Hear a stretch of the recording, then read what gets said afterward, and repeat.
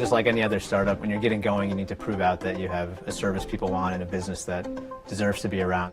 Rinse, in the simplest form, is pickup and delivery of dry cleaning and laundry. I started this in 2013 with my co-founder, James, who's one of my best friends. He also grew up in dry cleaning. The real initial premise here was just to remove the friction in clothing care for our customers. You don't know who's a good dry cleaner, you just go to the nearest one. You can't assess quality until after you get the clothes back.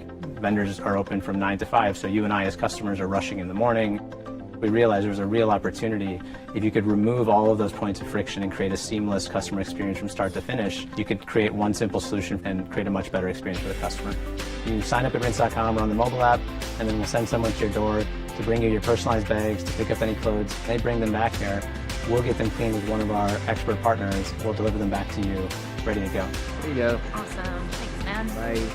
There was no question in our mind that we were going to go with a .com. If you really want to build a national brand, if you want to really build a household name, you had to have a .com. Having rinse.com has made our brand stronger. It's easy to remember, it's easy to share, it works.